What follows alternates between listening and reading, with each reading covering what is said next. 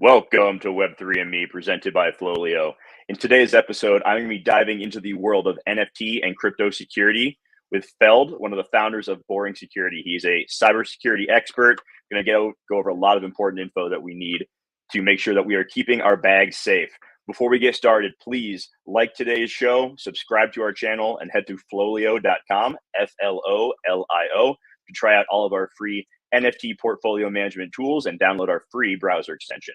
So getting into it, once again, nothing we say in the show is financial advice, especially today. We are not even touching the NFT market. We're talking all security. So I'm going to bring on Feld. Feld, like I said, you are one of the founders of Boring Security. You're a cybersecurity expert. Welcome to the show. Thanks for coming on today. Yeah, really appreciate it. Thanks for having me. All right. So give me a little bit of your background in, cybersecurity, NFTs, crypto, just the quick little 2-minute rundown on how you got into this crazy world that we're a part of. Oh man. Well, it's been a while. I think I tried to figure out how exactly I found crypto, but it was sometime in 2013.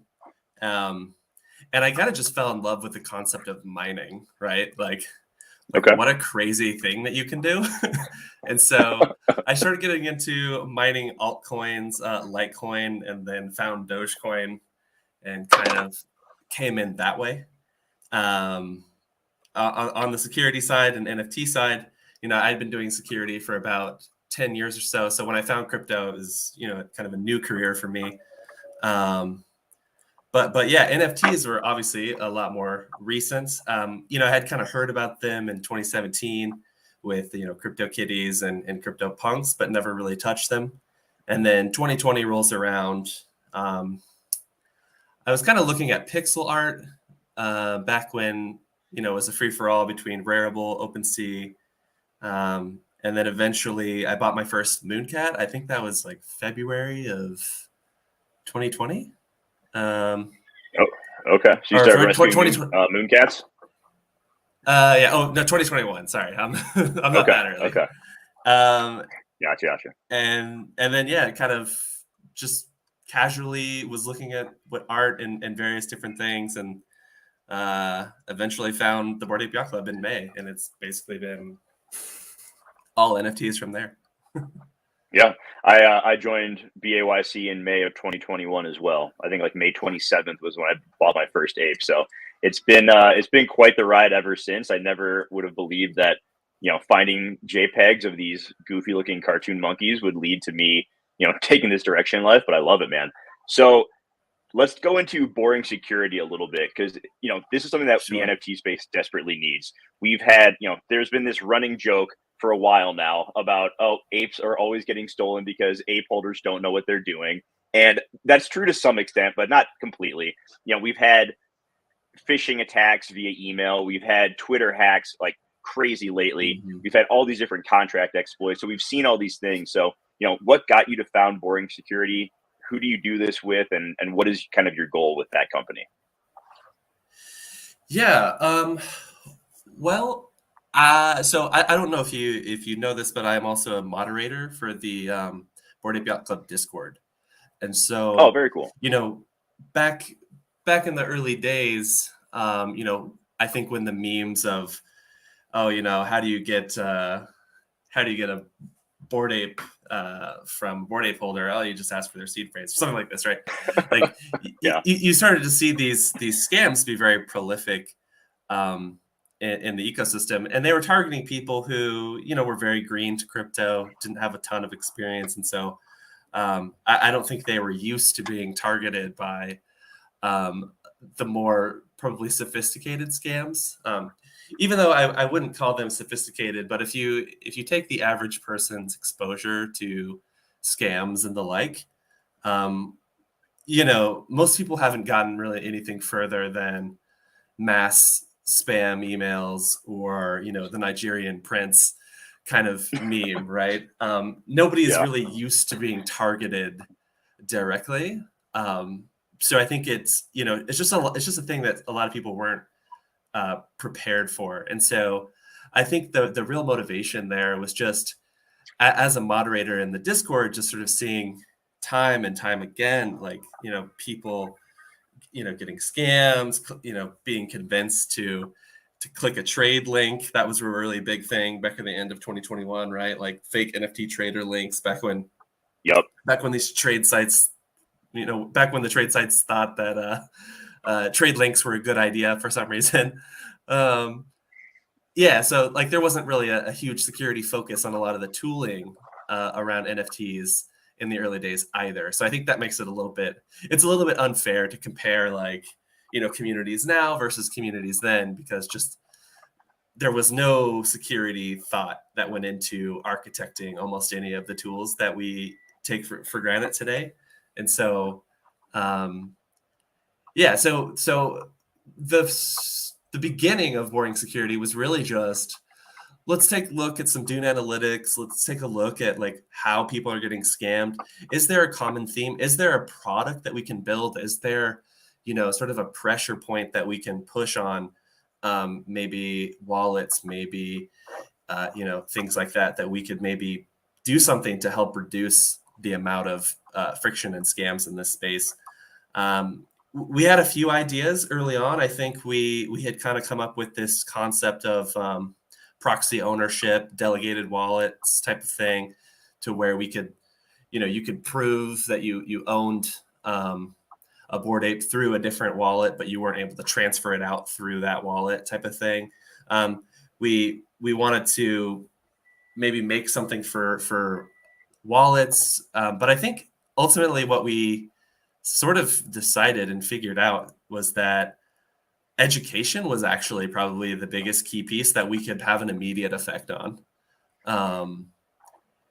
Like we realized a lot of the technical solutions that we would have to build would need like widespread adoption, and we would need a lot of reach and integration with larger things. And a lot of the folks who were really interested in this didn't have so much of a developer background. So it was a little bit more like, well, what can we all do to, make an impact, without needing to try to convince, these companies like MetaMask to integrate our product, or try to convince the broader NFT community to adopt these smart contract standards or things like that, right? So I think everything else just seemed like too much of an uphill battle, whereas education, we could just spin up a class and invite people to come learn things that, we do in the space as kind of security experts to be more secure. So, yeah.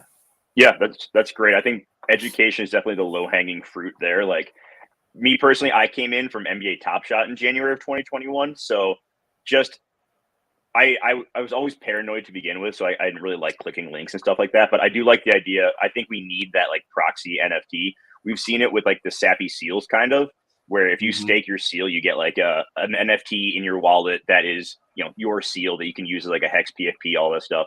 I think it'd be really great if we could figure something out where we can lock up our apes and get that, that proxy, because it doesn't make sense to have to link a wallet with a 6-figure NFT to buy a $75 hoodie. Like I wish that was something that we could move past. And we definitely took those security concerns into account when we created our portfolio management site. Like you don't have to connect your wallet. You can just copy and paste the address, because we wanted to make sure that it was as, low risk as possible for the collectors out there. So yeah, definitely appreciate the education side of things. So what I'd like to do next is I want to get into some security basics. I'm sure this is a lot of stuff you covered in your course, or that you do cover in your courses and everything. But, if I were a brand new person entering the NFT space today, what would be, how would you walk me through setting up my wallet and maximizing it to make sure that it was as secure as possible? Software, hardware, and then kind of behavioral things that you would, teach me. So let's start with the software side of things. Yeah, sure. I onboard quite a few people into the NFT space. I've been lucky in that sense, just meeting so many people who are interested in it and being able to kind of walk them through. So on the software side, we really don't suggest anything too fancy, right? I think, breaking down our course, a lot more of the things that we teach is sort of risk mitigation from a more procedural standpoint. So obviously one of the first things we suggest is actually a hardware wallet, right? And I think that's of no surprise to anybody. And then kind of from there, we suggest wallet separation. So this is something that you've probably heard of folks saying, like, have a Real mint quick, wallet. Oh yeah, before we get to that, I want to go back to hardware wallets for a second because I think sure. there's some misconceptions still. So first off, do you have a preference as far as hardware wallet goes?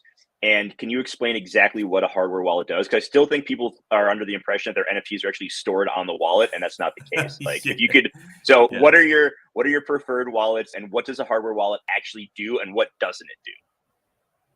Yeah, this line of questioning is quite funny. This is how we actually lay out our course as well. So, yeah, we start out really talking about wallets. So, what does a wallet actually do? Well, it's protecting your seed phrase. That's the biggest thing, right? So, your seed phrase are your crown jewels, your access to everything, right? It doesn't matter what passwords you have set. It doesn't matter what other security measures you're taking. If somebody is able to get that seed phrase, it's game over for you and everything inside of your wallet. So kind of what we tell folks there is, what is a hardware wallet actually doing? It's just protecting that seed phrase from any types of threats that you can imagine. So think of if somebody had physical access to your computer, right? They could simply, if you were not using a hardware wallet, you were just using something like, let's say, a MetaMask, they could really just go up to your MetaMask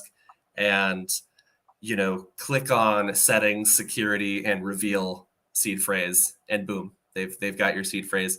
It's also stored in various places on the machine that they could with malware just extract out, if they had remote access as well. So there's all kinds of ways in which your seed phrase can come under fire from scammers and attackers by having it not protected by a hardware wallet. And so we really start there with most people.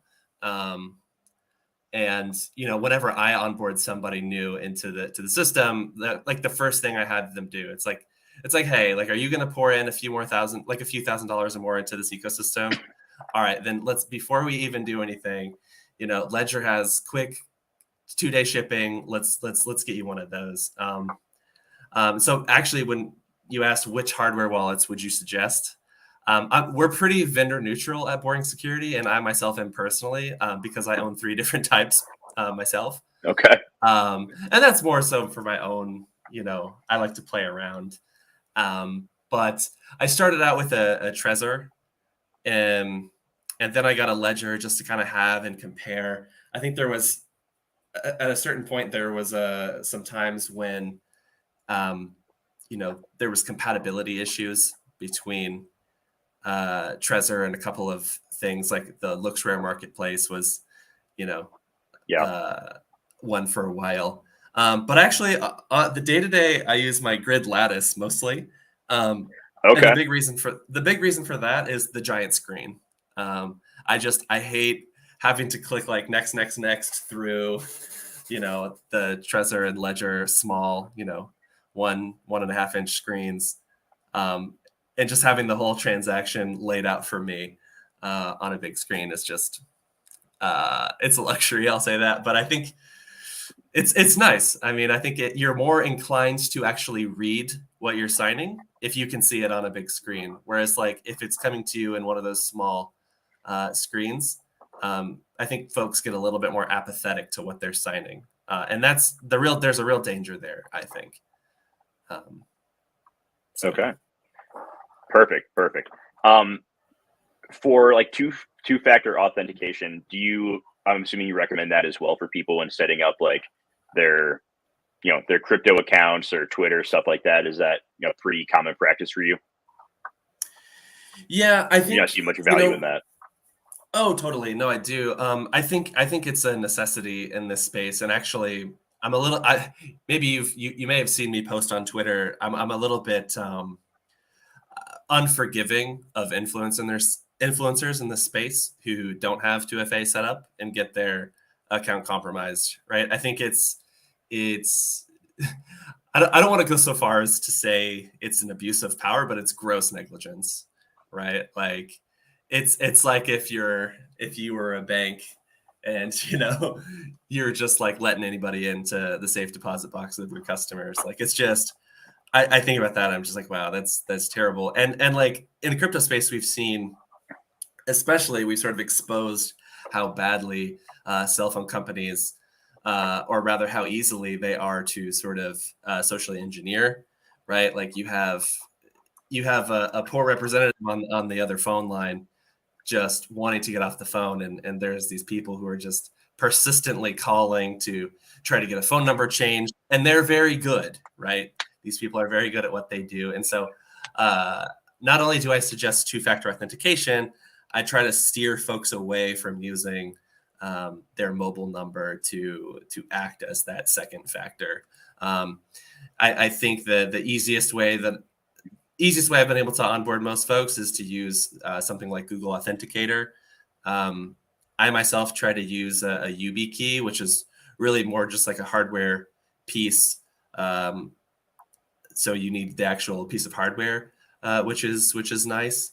But that solution's not for everybody. But I do think if you are an influencer in the space, it's something you should look into.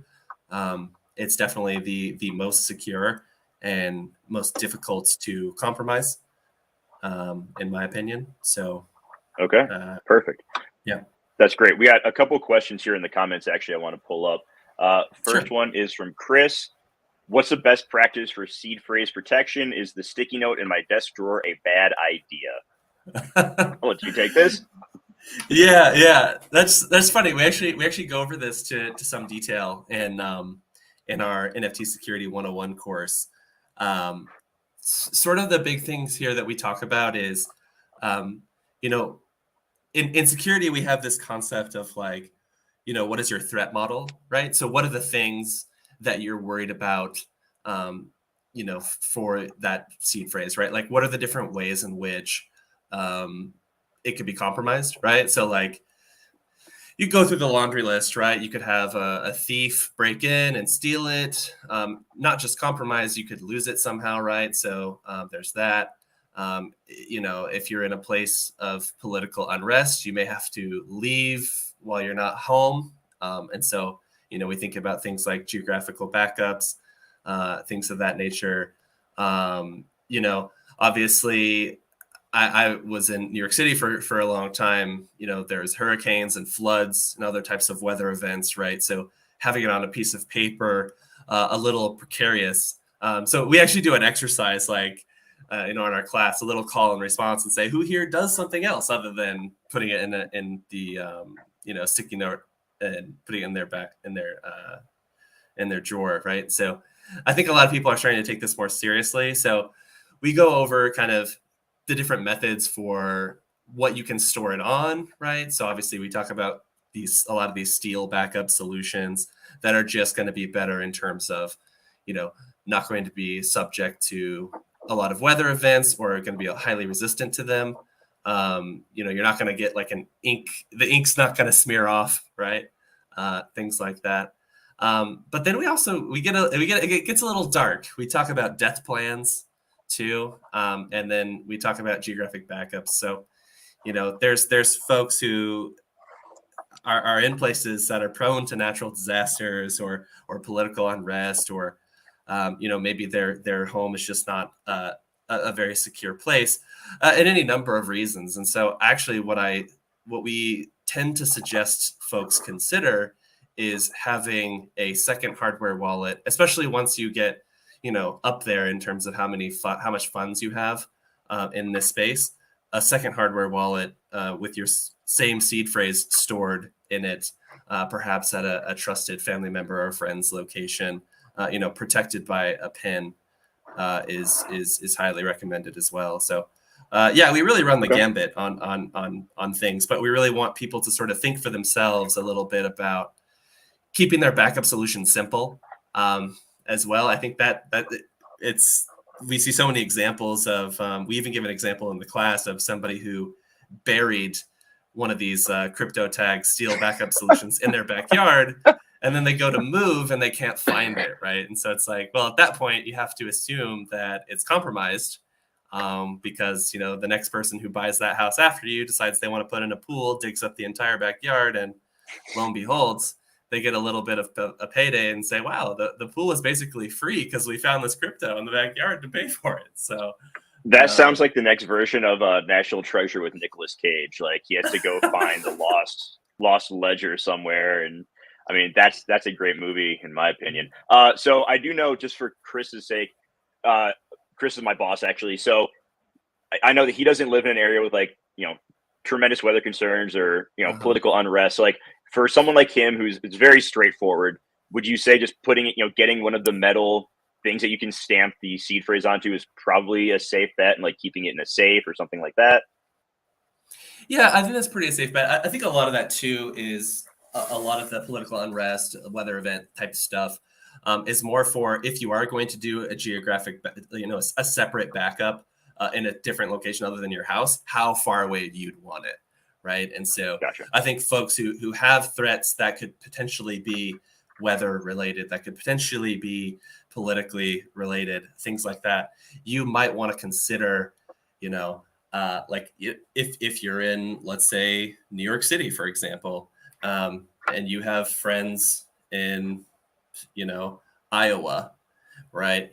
Just leaving a hardware wallet that has that same seed phrase, pin protected, kind of with them, might not be a bad idea, right? Okay, perfect. That's great. Next question is going to be from Dickensis here. I used to see people recommend a wallet that is completely disconnected from the internet. How do these things complete transactions?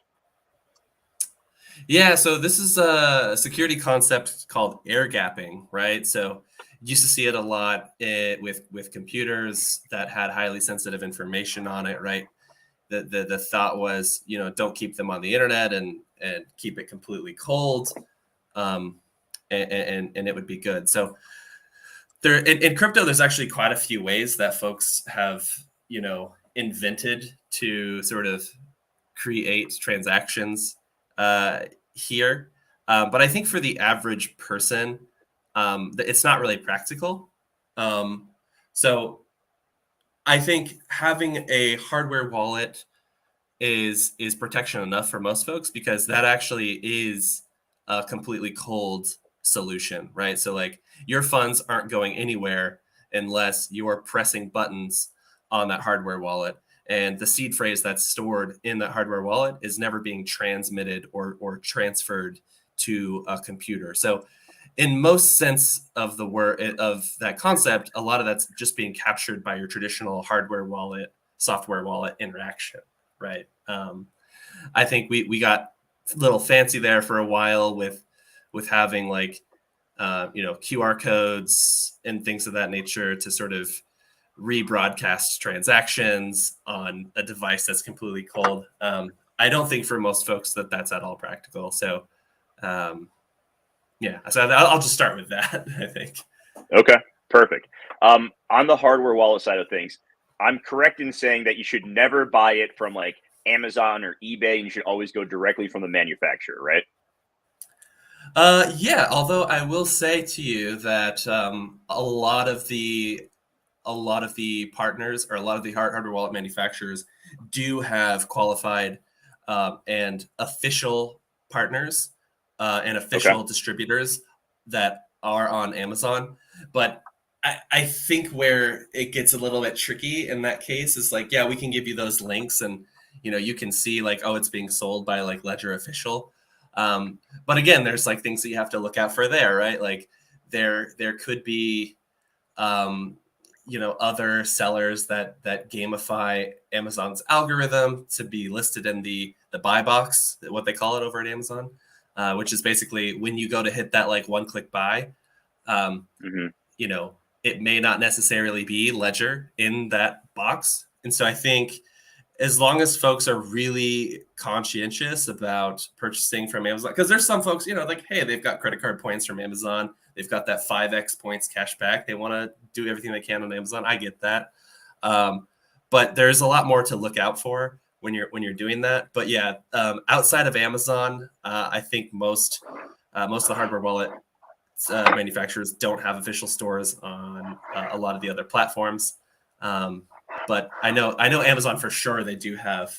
But I would say with that, you can go to their website, and then you can click like resellers or official distributors, depending on which hardware wallet you're looking at buying, and get to the official Amazon store that way. So that's another way to do it. But yeah, in general, Perfect. Unless you have a reason where you have to buy it from Amazon, just buy it from the manufacturer website. It's really not that hard. That way, you know for sure you're not screwing it up. Yeah, and for the love of God, never buy a ledger from someone else. Like, don't get a used ledger, please, please, please, please. Okay, so we have covered software basics, hardware basics. I want to talk about some of the mistakes that you've seen people make, because people make mistakes, but I would like to learn from others when it comes to your account security, so you don't have to make those mistakes. So, what are a few of the biggest mistakes that you see people make from a security standpoint? Yeah, I mean, I think the biggest thing nowadays, right? Like, last year we kind of had jokes about, Bored Apes giving their seed phrase away, things of that nature. But really what it is being sort of coaxed to sign, or not really understanding what they're signing. The big thing we're seeing is just signing an approval for your asset, which allows whoever you're giving that approval to transfer that out. So you see this, there's a million different flavors of this scam, right? It could come in the form of somebody's trying to get you to go to this website to mint something. Maybe you're trying to mint an NFT, or maybe you're trying to mint a really cool derivative of your favorite NFT. Maybe you're trying to do a trade, right? Maybe any number of ways. The end result is the same, right? The end result is they're going to try to lure you to some malicious website outside of the comfort of OpenSea and these other platforms, to get you to sign a transaction that is essentially malicious, and having you do that with your wallet that contains your high value assets. Okay, very good, very good. So I want to get into, God forbid, if your wallet does get compromised, what should you try to do in that situation? Is there any salvaging that situation as far as like trying to get stuff out of there?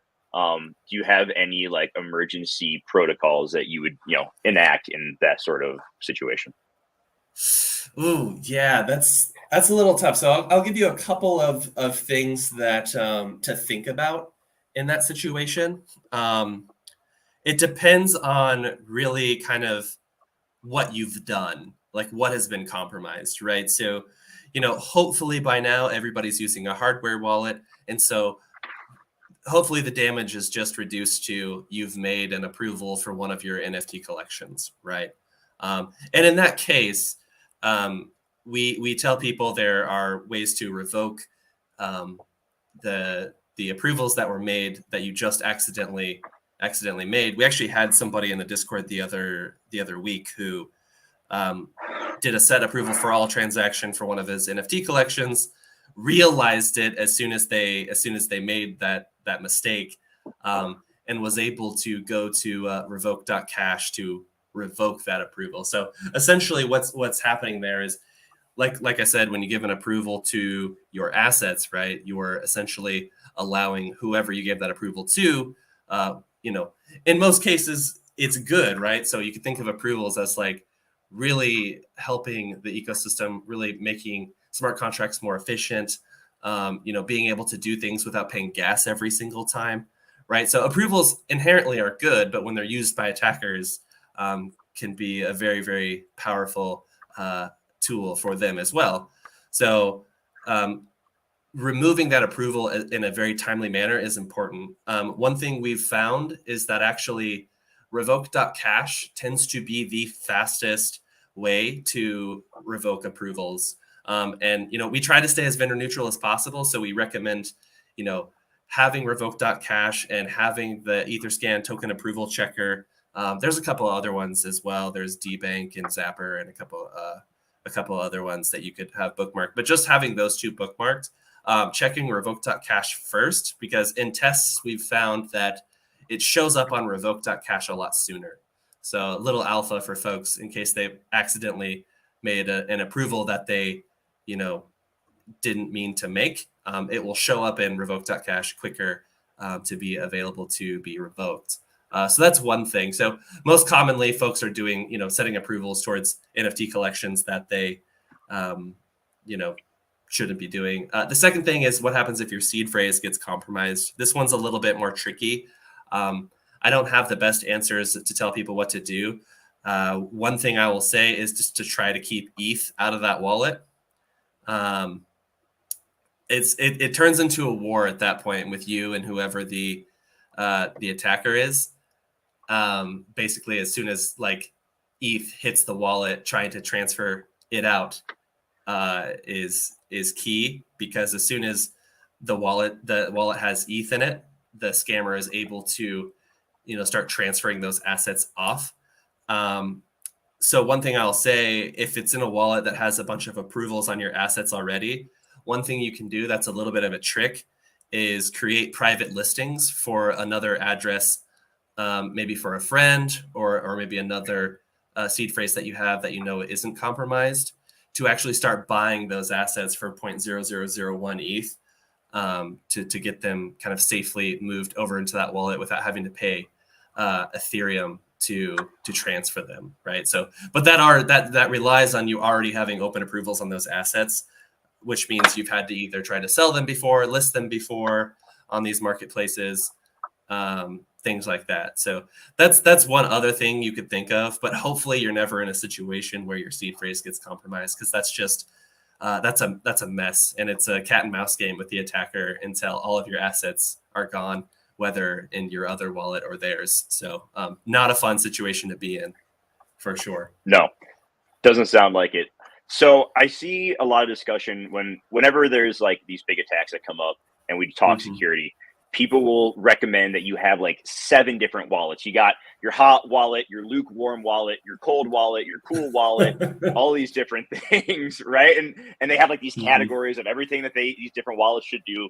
How many do you recommend? Like, is it, because it can be confusing if you have 5 different seed phrases and a bunch of different ledgers. Like, do you recommend a certain number of wallets that you believe is a good number to where you're going to be safe, but not overdoing it and confusing yourself?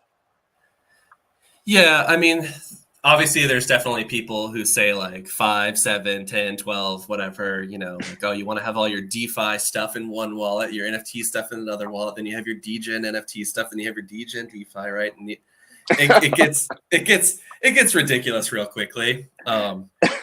And ultimately, I think 3 is kind of the magic number.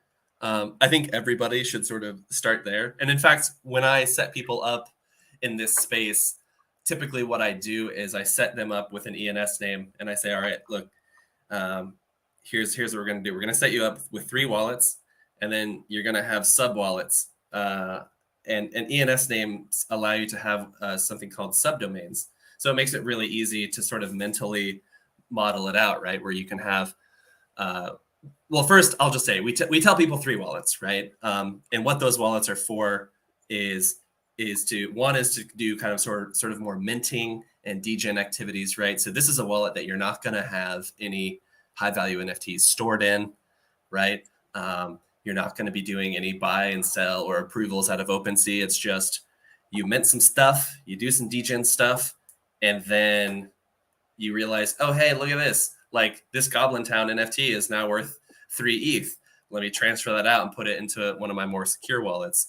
And then, moving on down the line, your mint being sort of your most risky wallet that doesn't store much value. Then you have what we call your buy-sell wallet, right? So this is basically a wallet that you use only to interact with marketplaces or really trusted exchanges. So, maybe you're doing a swap on Uniswap or, transferring, ETH to WETH and vice versa, whatever it is.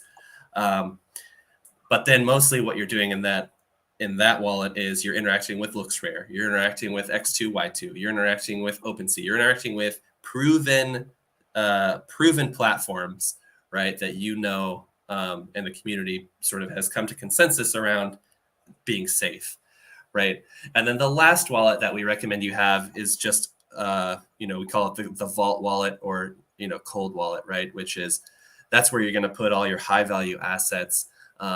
That's where you're not going to have any of these contract approvals. You're not going to interact with smart contracts on that as well.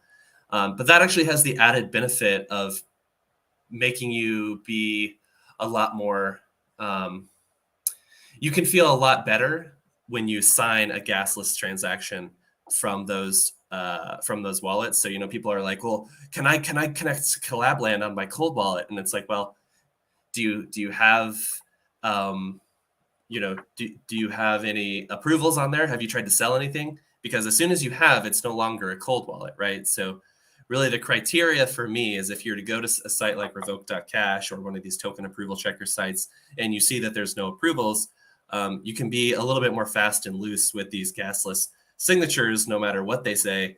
You don't really have to worry too much because there's no smart contract that any of those signatures could send instructions to interact with. So it's a real easy mental model, I think, for most folks. One wallet, nothing of value, do the crazy stuff. One wallet, all the things of value, no smart contract approvals. And then you kind of have this wallet that sits in between that has, maybe a couple assets for sale, maybe you buy some stuff through that, et cetera. So that's awesome. That's where I think really, most people should start. Yeah, I think that's great advice. I think, being that right level of security, I think not enough people, are paranoid enough, but some people take it a little too far. So most of the interactions with the NFT community is done through Twitter and Discord. I'd just like you to touch briefly on, some best practices for interacting on Twitter and Discord, because we see that a lot of these, hacks and stuff like compromises happen through there. So what do you recommend for people from that standpoint? Yeah, well, then I think the biggest one you're sort of expecting to hear, right, is really just keep your DMs off. It's unfortunate. I keep my DMs off for people who I don't follow on Twitter, right? And I think a lot of people are, they think, oh, well, like I wouldn't want to do that, and it's just like, well, you might not. Maybe there's a particular reason why you'd want to keep your DMs open. Maybe you're a business. Maybe you're offering some service, right? In which case, yeah, you'd want to keep your DMs open so you can get that sort of business flow easier. But I think for the average consumer in this space, yeah, you really have no reason to have your DMs open for those who are not your friend, right? I think it goes without saying that, impersonating someone on Discord can be pretty easy. Obviously, you can sort of check, you can do some checks to make sure that, they're the real person. But at the end of the day, Discord and Twitter accounts, other social media accounts get compromised. And we see it again and again and again, right? Like we see some of the most high profile names in the space, Franklin, Machi Big Brother. These are people who are being targeted, right? These are people who, their real identities out there, and people simply just have to find some way to find their phone number, something like this, and they can start doing work on, all right, what phone provider carries that number, and what kind of social engineering do I have to do to start attacking that phone number if they're using it for 2FA, for example. So that brings me to kind of my second point, which we alluded to earlier, which is if you do have these accounts like Twitter, Discord, if you decide to interact with the community in that way, having a two-factor authentication that doesn't rely on your phone number is a fantastic place to start, right? Because if you are doxxed in the space, especially, finding out your phone number from then is not going to be very difficult to do. And finding out your phone provider, and all of those things are just a quick next step for attackers that honestly, they can make quick work of phone number transfers. So it's, yeah. So as someone who's doxxed, this is a great feeling right now. Thank God I have those things set up already. Nice.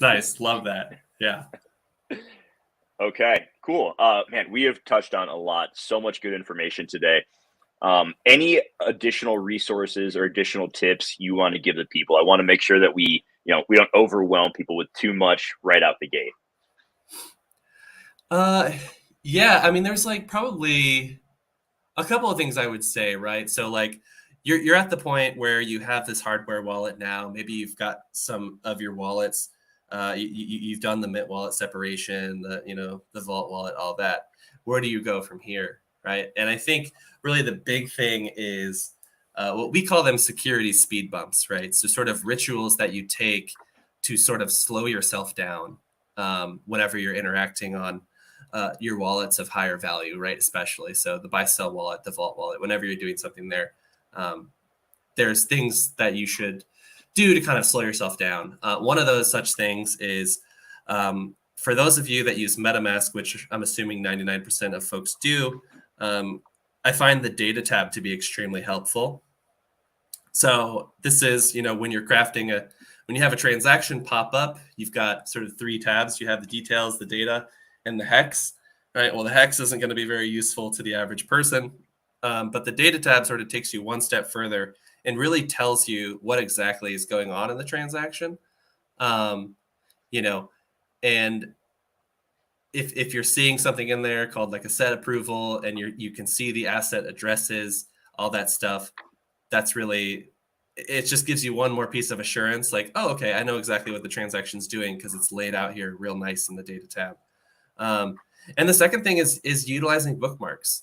When folks are doing transactions with new contracts and new addresses, I just add those to my bookmarks every single time. So, if I'm interacting with the Mutant Ape contract, I know it, right? And it pops up. And if I'm on a website that, is new to me and all of a sudden it wants to interact with my Mutant Ape and it wants to interact with the Mutant Ape contract, that's going to be a red flag for me. So it's kind of building in some of these things that force you to check every time you go to make a transaction, especially on your buy sell wallet and your Vault wallet, right? Again, you should only be interacting with known sites with those 2 wallets, especially. But sometimes folks get lazy. Sometimes, and so it's just good to have that one extra backup. Or sometimes you might not realize you're on one wallet or the other, right? So having those sort of checks built into your process every time you go and click that confirm button, I think is hugely valuable. So that would be kind of the third part of basics that I would want to drill into folks for sure. Okay. I think that is a good place to end this. It's been, man, so much good information. I'm gonna have to go back through and watch this. I know that we've had some viewers who have messaged me who said they really appreciate this. So, Feld, thank you so much for joining me today. Head over to Twitter, follow him on Twitter, follow Boring Security. If you want to learn more about this stuff, dive deeper into it. They're a great resource for that. Any closing remarks before we head out of here, buddy? No, just thank you so much for this opportunity. And it was great to chat with you. Hopefully we can connect up and keep in touch. Absolutely. Absolutely. Thank you so much. Well, everyone, just a quick reminder, if you found this information valuable, hit the like button, subscribe to our channel, share this video. I think that is going to help a lot of people stay safe out there in the world of NFTs.